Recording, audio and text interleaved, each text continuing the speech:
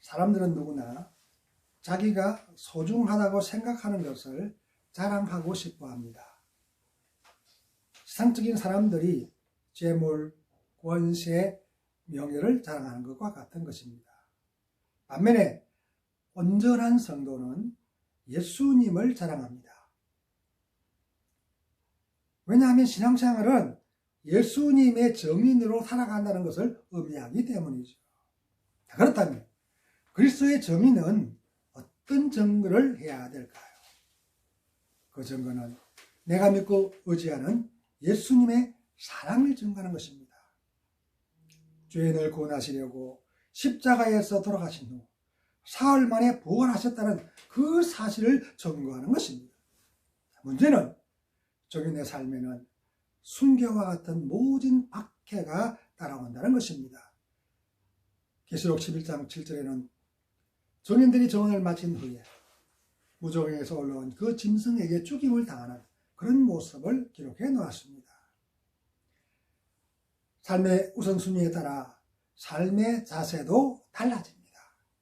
성경은 보이는 것은 잠깐이지만 보이지 않는 것이 영원하다고 그렇게 가르칩니다.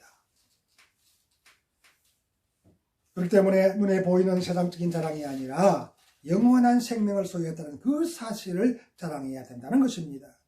다시 말하면 하나님이신 예수님께서 베푸신 숭고한 희생의 사랑을 자랑하는 것입니다. 더 나아가 순간순간 우리의 약함을 도우시고 올바른 삶으로 인도하시는 성령님을 자랑하는 것입니다. 오늘 말씀을 통해서 가장 중요한 증거, 그 증거들이 무엇인지를 깨닫고 그 삶을 그대로 실천해 갈 수 있는 은혜가 충만하기를 예수님의 이름으로 축복합니다. 11절에서 12절 말씀을 통해서 영생을 소유할 수 있는 방법, 그 방법을 증거하는 것입니다. 하나님이 우리에게 영생을 주신 것과 생명이 그의 아들 안에 있다는 사실을 증거하라고 11절에서 그렇게 알려주고 있습니다. 중요한 사실은 그의 아들을 모셔야만 영생을 소유할 수 있다는 것입니다. 12절에서 그 사실을 지적하고 있죠. 이것은 아들을 모시지 않으면 영생과는 전혀 상관이 없다는 말입니다. 영생에 대한 예수님의 가르침도 요한복음 17장 3절 말씀을 통해서 알 수 있는데, 하나님, 그가 보신 예수, 그분을 아는 것이 영생이라고 그렇게 이야기합니다. 하나님을 알고 하나님이 보내신 자 예수 그리스도를 아는 것이 바로 영생이라고 합니다. 왜? 예수 안에 영생이 있기 때문에. 요한은 편지의 수신자들에게 그 사실을 가르치고 있습니다. 이 편지가 기록될 당시 1세기 그 당시에는 그 신자들이 영생에 대한 개념이 정확하게 정립되지가 않았습니다. 우리는 그 사실을 13절에서 설명하는 내용을 통해서 알 수가 있죠. 요한은 불신자들이 아니라 하나님의 아들을 믿는 사람들에게 지금 편지를 쓰고 있다는 사실을 분명하게 밝히고 있습니다. 불신자에게 편지를 쓰는 것이 아니라는 거죠. 성경의 요한 서신서, 모든 서신서들이 믿지 않는 자에게 보내는 편지가 아니고 다 믿는 자들에게 보내는 편지라는 사실을 우리가 다 항상 간과하는데 성경은 그렇지 않습니다. 왜냐하면 잘못 알고 있는 그 사실을 정확하게 알리는 것이라고 지금 설명하고 있지 않습니까? 편지의 수신자들이 잘못 알고 있었던 것은 무엇일까요? 그들은 영생을 소유하고 있었는데도 그 사실조차도 모르고 있었다는 것입니다. 여러분들은 다 아시나요? 아마 그냥 모르고 지나갈 때가 훨씬 많을 것입니다. 지금 내가 영원한 생명을 소유했다, 그런 확신이 있어야 되는데 그런 확신이 없이 살아간다 그 말이죠. 이미 영생을 소유한 사람이라는 사실을 알게 하는 것입니다. 우리 옛말에 보면 등에 업은 아이를 몇 년? 3년 동안 찾고 다닌다고 그렇게 교훈합니다. 오늘 편지 수신자들도 똑같습니다. 예수님은 제자들에게 이미 내가 곧 길이요 진리요 생명이라고 그렇게 가르쳤습니다. 이 말씀처럼 예수님 안에 영원한 생명이 있습니다. 그렇다면 영원한 생명이신 예수님을 어떻게 모실 수 있을까요? 그 방법은 너무너무 쉽습니다. 요한복음 10장 10절 말씀 보면 사람이 마음으로 믿어 의에 이르고 입으로 신하여 구원에 이른다. 너무너무 쉽잖아요. 예수님을 나의 믿음의 주님으로 고백만 하면 된다는 것입니다. 요한복음 1장 12절 말씀 보면 예수님을 믿음의 주님으로 영접하면 곧바로 어떻게? 하나님의 자녀가 되는 권세를 주셨다. 그 권세를 우리가 이미 받았습니다. 이것은 구약시대처럼 짐승을 잡아서 제물로 제사를 드리지 않아도 하나님 나라의 백성이 될 수 있다는 그 사실을 가르쳐 주는 것이죠. 너무 쉬운 것은 사람들이 과소평가합니다. 대수롭지 않게 생각한다고 말이죠. 자기 스스로 무언가 노력해야 된다고 생각하기 때문입니다. 우리 나만이 했던 행동을 통해서도 우리는 그 사실을 알 수가 있죠. 우리의 신앙생활도 마찬가지입니다. 그 사실은 불교로 개종하는 서양 사람들이 늘어가고 있다는 사실로도 알 수가 있습니다. 많은 개신교의 성도들도 가톨릭으로 옮겨갑니다. 이런 현상은 기독교인들이 삶에서 신앙인의 모습을 보여주지 못한 결과가 가장 큰 이유일 것입니다. 그러나 내면을 깊숙이 들여다보면 또 다른 이유를 발견할 수가 있습니다. 그것은 성취에 대한 희열입니다. 예를 들면 불교의 가르침은 내가 스스로 노력하면 내가 부처가 될 수 있다는 것이죠. 가톨릭의 구원관도 자선사업과 같은 그런 사랑의 실천으로 구원받을 수 있다는 것입니다. 문제는 오늘날 사람들이 스스로 할 수 있는 일이 별로 없다는 것입니다. 노력의 결과로 찾아오는 희열은 무시할 수 없는 중요한 일이기 때문입니다. 이런 이유로 무엇인가를 성취해보려고 안간힘을 쓰고 있는데도 그것조차도 결코 쉽지가 않습니다. 오늘날을 군중 속에서 고독을 느끼는 시대라고 합니다. 이것은 내면의 공허함이 그만큼 크다는 말입니다. 그 공허함을 채우려고 부단히 노력합니다. 중요한 사실은 왜 기독교가 인간의 노력을 요구하지 않는지를 정확하게 깨달아야 된다는 것입니다. 왜 그럴까요? 사람의 노력으로는 아무것도 할 수 없다는 사실을 하나님께서 너무너무 잘 아시기 때문이죠. 이런 이유로 믿음을 입술로 고백만 하라는 것입니다. 다시 말하면 너희들이 무언가를 해보겠다고 우쭐대지 말고 그냥 믿기만 하라는 것입니다. 그러나 이 말의 이면에는 우리가 상상할 수 없는 하나님의 쓰리고 아픈 마음이 배어 있습니다.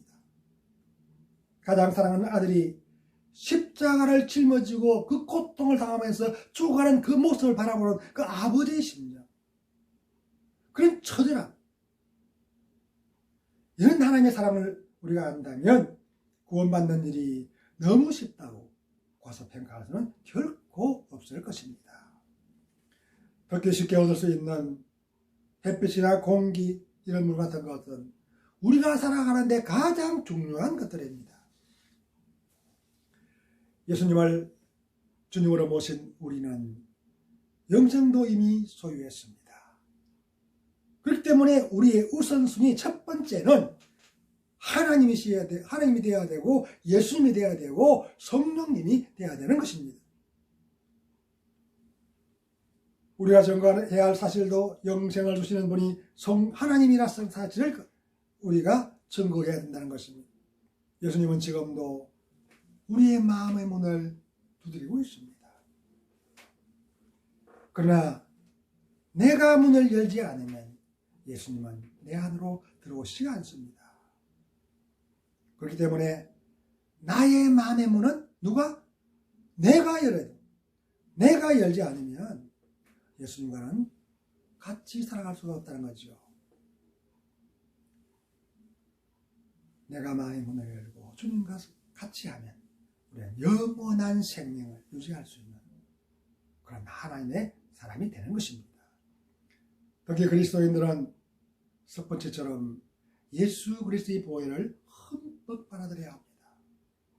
흔히들 바나나 신앙, 토마토 신앙으로 비유하지 않습니까? 겉은 잘 익은 것 같은데 속은 하얀 바나나가 아니라 겉과 속이 같이 붉은 그런 토마토 신앙이 되어야 한다고 그렇게들 이야기합니다. 무슨 말이냐면 슬쩍 건드리기만 해도 그리스도의 피가 우리 삶에서 뚝뚝 떨어지는 그런 삶을 살아가라는 것입니다. 이것이 증인으로서의 참된 삶의 모습인 거죠. 그럼 우리 영생을 얻은 기쁨에 흠뻑 젖어서 살아갈 수 있도록 간절하게 기도해야 될 것입니다. 우리 남은 생애가 그리스도의 보혈을 찬양하는 증인의 삶으로서 날마다 승리할 수 있기를 예수님의 이름으로 축복합니다.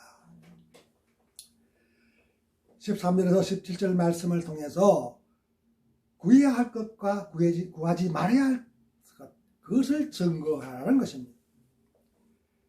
명심해야 할 신앙생활의 중요한 사실은 구할 수 있는 것과 구하지 말아야 될 것을 분별할 줄 알아야 된다는 것입니다. 하나님의 뜻대로 구해야 응답할 수 있다는 이유이죠. 이런 이유로 야고보서 4장 3절은 구하여도 받지 못함은 정욕으로 쓰려고 잘못 구하기 때문이라고 그렇게 경고합니다. 이것은 육신의 정욕을 위한 기도는 응답받을 수가 없다는 말이죠. 왜 그럴까요?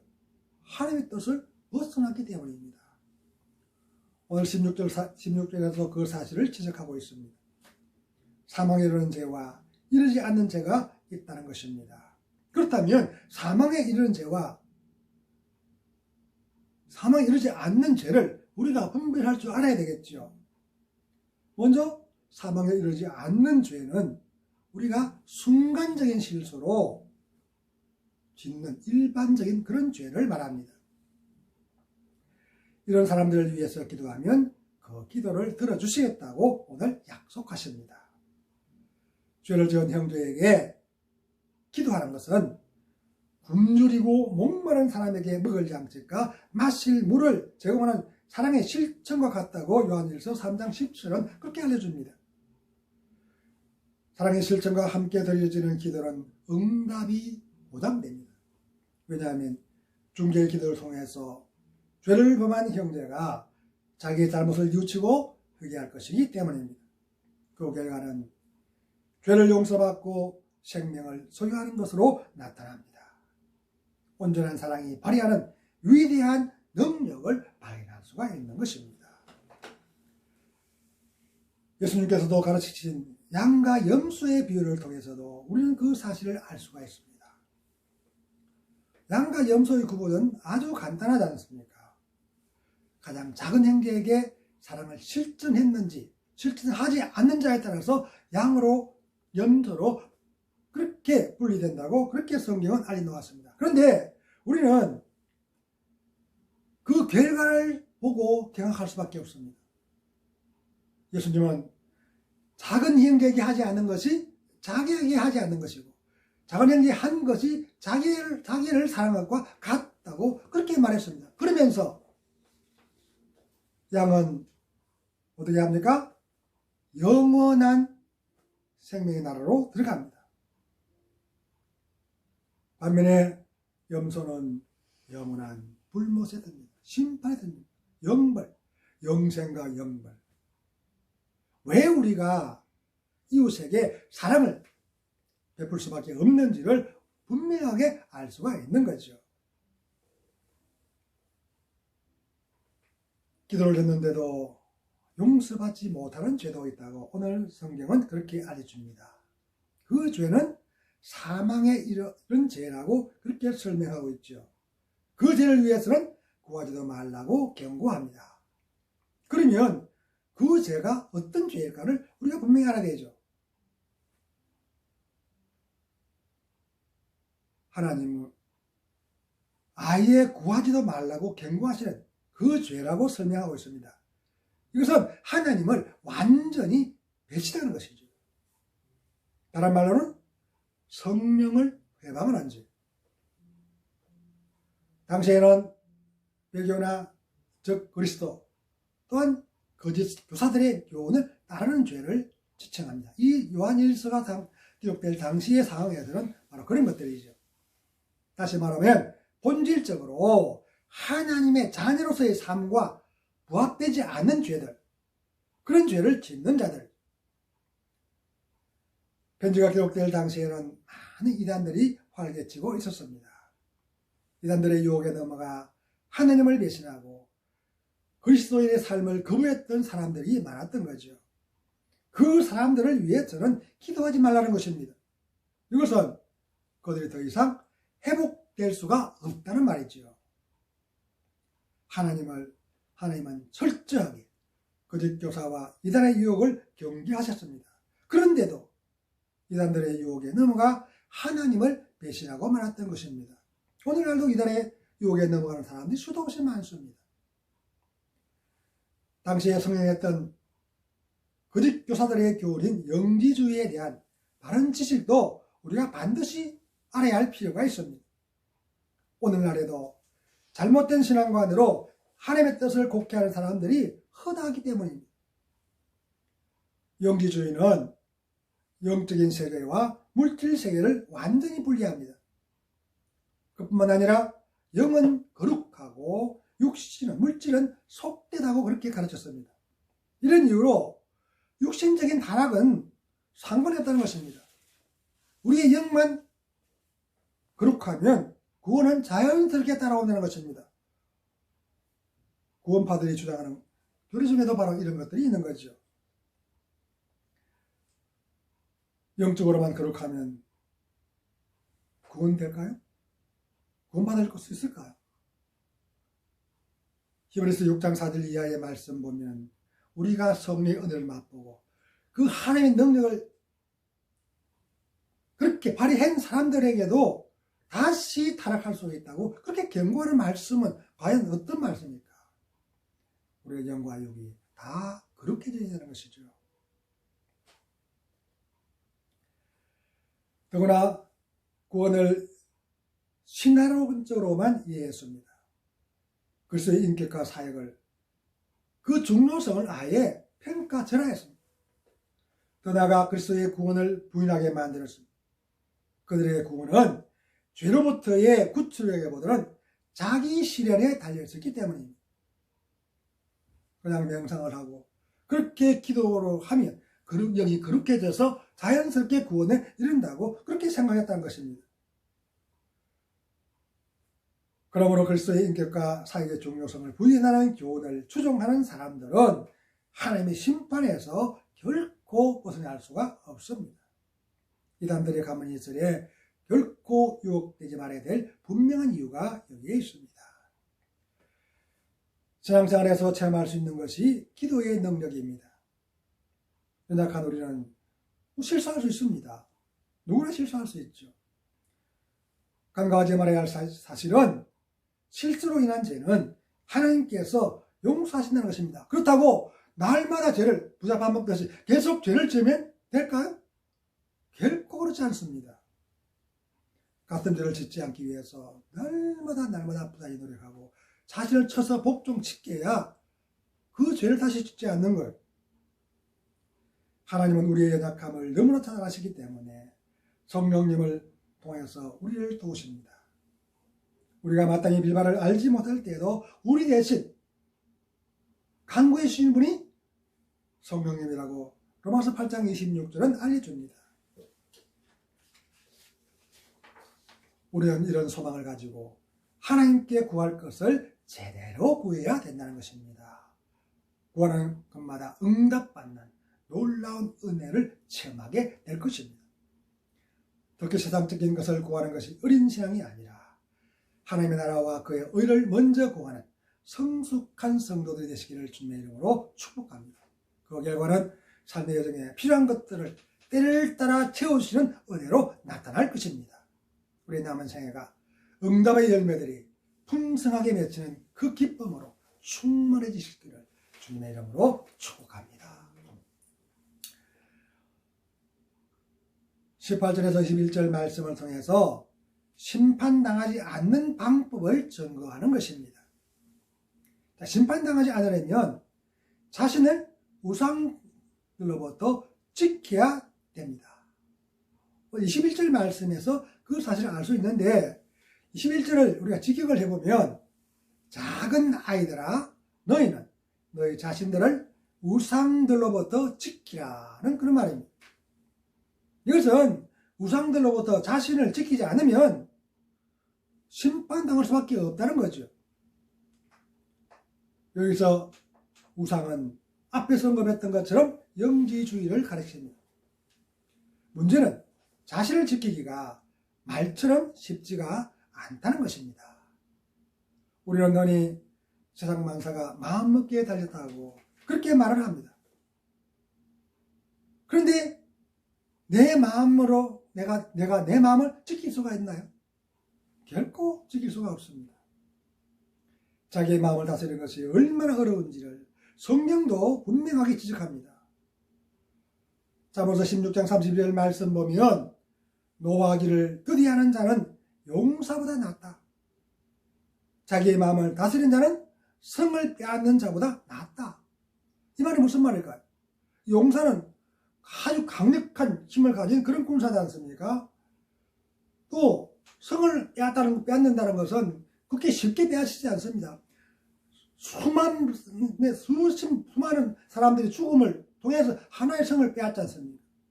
그 정도로 내 마음을 지키기가 어렵다는 거예요. 이것은 내 자신, 내 마음을 지킨다는 것이 그만큼 어렵다는 사실을 알려줍니다. 우리가 절망할 수밖에 없는 이유지요. 그럼에도 불구하고 우리는 소망을 가질 수 있습니다. 성경이 그 방법을 가르쳐주기 때문입니다. 자, 그 방법이 무엇일까요? 그 방법은 예수 그리스도를 온전히 의지하는 것입니다. 18절에서 그 사실을 알려줍니다. 즉 하나님께로부터 나신 자가 그를 지키신다는 거죠. 따라서 악한 자가 만질 수도 없습니다. 하나님께로부터 나신 자가 누굴까요? 두말할 필요도 없이 죄인이었던 우리를 십자가의 보혈로 구해주신 예수님이십니다. 예수님은 죄를 지었지만 회개의 기도로 용서받은 사람들을 안전하게 지켜주신다는 것입니다. 우리는 이런 사실을 자랑해야 됩니다. 성경도 자기의 백성을 보호하시는 하나님께 경배하는 내용들로 소개되어 있습니다. 신의 경보도 그 중에 하나인데 우리 시편 46편 1절에서 3절 말씀 보면 천지가 개벽하는 그런 상황에서도 나는 전혀 두려워하지 않는다 하고 고백하는 신의 모습을 봅니다. 여호와 하나님께서 이스라엘의 완벽한 피난처가 되셨기 때문입니다. 그러므로 이제부터는 내가 예수님의 절대적인 보호를 받고 있는 사람이라고 당당하게 자랑해야 되는 거죠.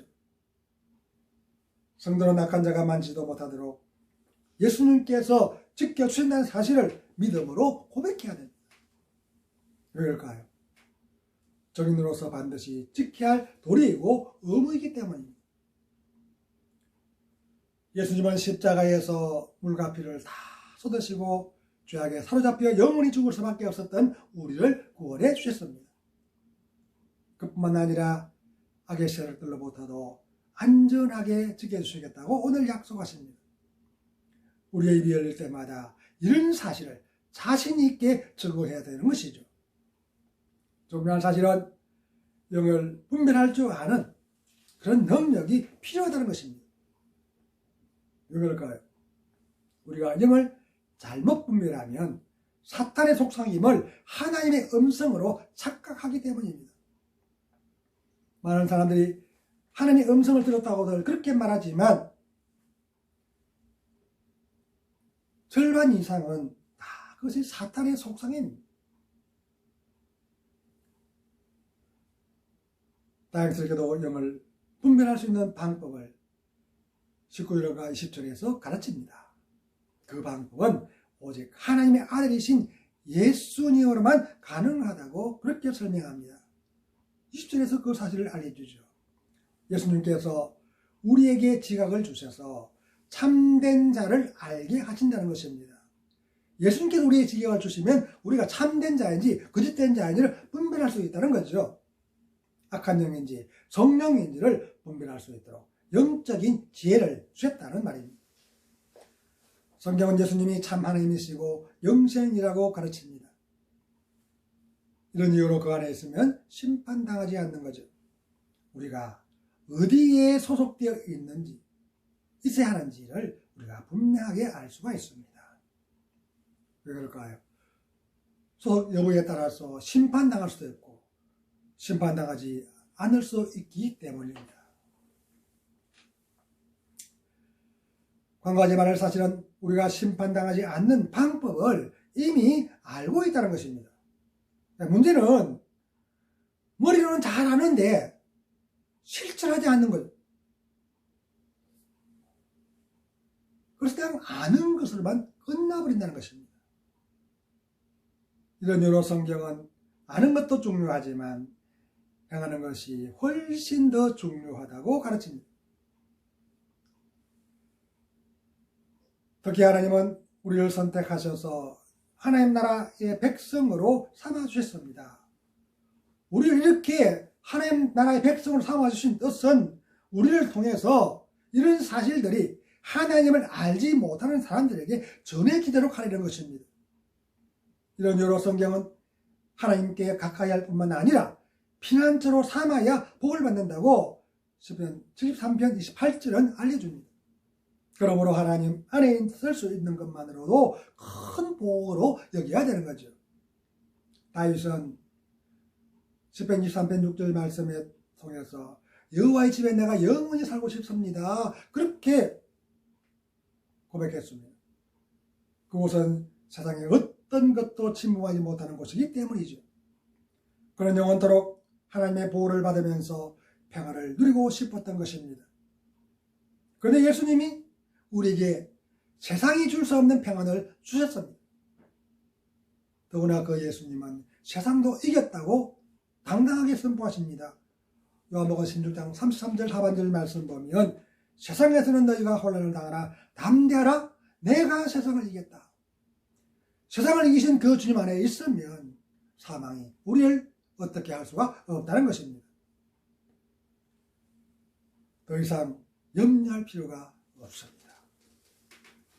성경은 하나님께서 자기의 백성을 지키시려고 졸리도 아니하시고 주무시지도 아니하신다고 시편 121편은 그렇게 알려줍니다.